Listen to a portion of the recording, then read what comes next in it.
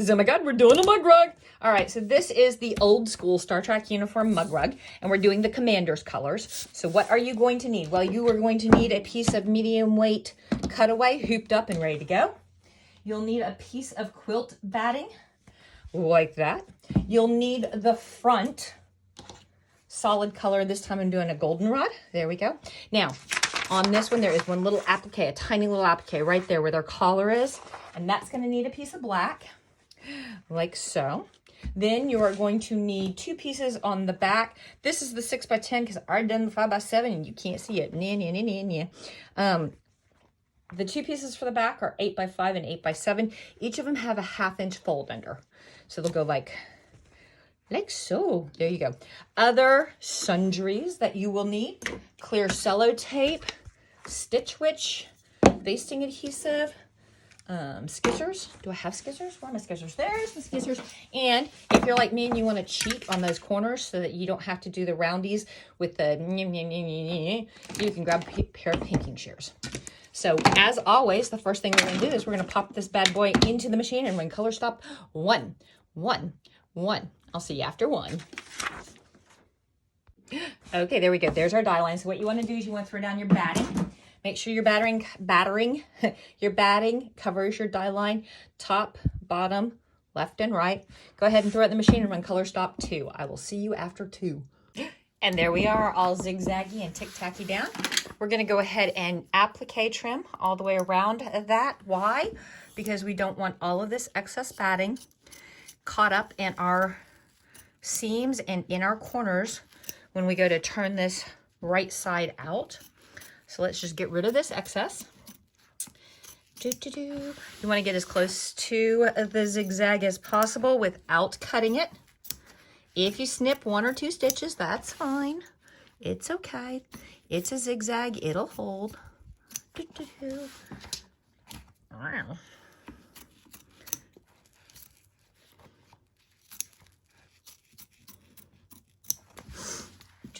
And there we go.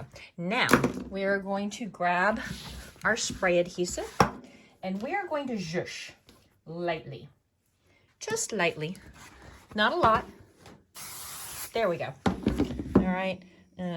Freshen up the room, not get rid of Grandpa's morning reading in the bathroom. Then we're going to grab our, this is the command shirt. So we are going to grab the goldenrod and we are going to lay it over. And we're not going to super push it down, but around the edges. There we go. This is so we don't pucker. Throw it in the machine and run color stop. Number 3 and number 4. Number 3 and number 4. I will see you after 4. All right, we got our quilt stitch done for the goldenrod. And now we've got this little die line for our applique. So we want to grab some black for the collar. And we're going to lay that right there. Don't even have to zhush it down or anything. We're just going to lay it right there and come back to me after you've run color stop 5. I will see you after 5. All right, so there we go. We've got our zigzag stitch and we want to applique trim below that. And if you are paranoid and upset and are very sad that we don't have guidelines going off the fabric, you can grab a little piece of chalk and mark that it turns up and goes there. And that way you are 100% secure and safe and know what you're doing. So we're going to grab our applique scissors. We want to put the paddle on the zigzag and we want to cut as close to the zigzag as possible without clipping the zigzag stitches. If you clip 1 or 2, that's fine because it is a zigzag. It'll hold. So careful. Move your work, not your scissors, because your hand knows the best position. Look how quick and easy that was. Boom, and done. So throw it back in the machine for me and run color stops 6 and 7. I will see you between 7 and 8, okay? 6 and 7. Woohoo! Almost done, and I'm seriously excited. All right, so now we're going to do the back. That's those 8x5 and 8x7 pieces with the 1/2 inch fold like that. We want to put the pretty side down, and the pretty side is the side that doesn't have the fold on it. Okay, and we want to line up on the left-hand side. Make sure that you are covering the die line. Make sure you're covering the die line at the top and the bottom. Grab the other one. Make sure that you are covering the die line on the, what hand is this? This is the right hand. Whew. Top and bottom. There you go. And overlap them slightly. There you go, like that, like so. Now we are going to take some cello tape, and we are going to tape right here at the top where the die line is. And I know that's going to get stitched down in it. I know, I'm awful, but that's going to keep the needle presser foot from catching and pulling this back. And we're using cello instead of blue, so it's easier to pick out of the stitches, and it'll tear better. It doesn't hold real great, but we're doing it as kind of a speed bump to guide us over. So there and there. And now, if you so choose, you can add some blue tape to the left. Actually, this is the right and the left. There you go. Aha. You know.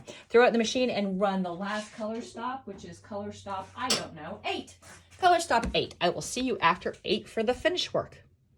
Woohoo! All done, baby cakes. We are so close to finish. So we are going to take up our cellos right like this and see how well they perf. Like that. Get them out of the way. Yeah, stop sticking to me. We're going to come up here, do the same thing. And I did not get this laid exactly on a stitch line. I got it enough so that it caught a little bit, but not a whole bunch. So I am probably, I was going to say, I'm probably going to leave that there, but the anal retentive part of me is like, no, you're not. You're going to grab some tweezers and pick it out. There we go. And then we're going to pop this thing out of the hoop, and we're going to throw the hoop away. Not away, but out of my way. And I'm going to trim this down so I'm not having to deal with a whole bunch of fabric and stabilizer.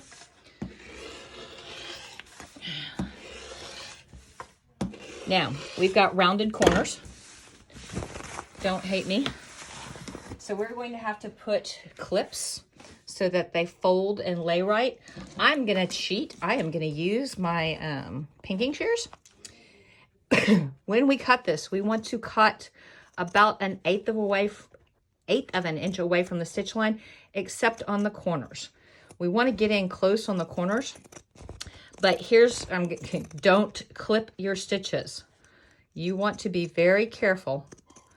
Even if you get in close, don't clip those stitches. Now out here, full eighth of an inch, almost a quarter of an inch. Woo, I can't measure.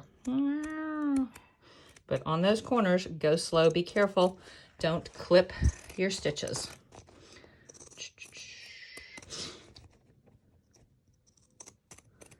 And then home run.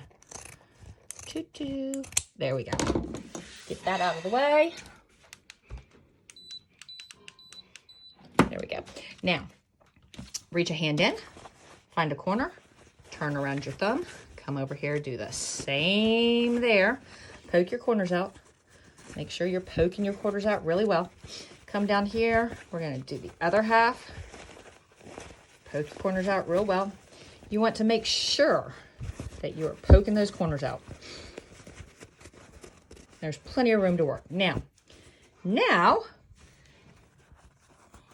we want to roll our seams. We want that seam line to be right on the edge. So, carefully fold and roll, roll and fold, roll and fold, roll and fold. You want to be right on that edge. You want that edge right there. Work it. Work yourself all the way around.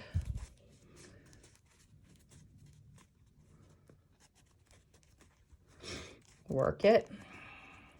All right, and now to make sure that it stays on the edge, we're going to grab our iron and we are going to press. Okay, temperature up. Okay, we're going to press so that that edge stays perfect all the way around. All the way around. Edge, edge, edge, edge, edge, edge.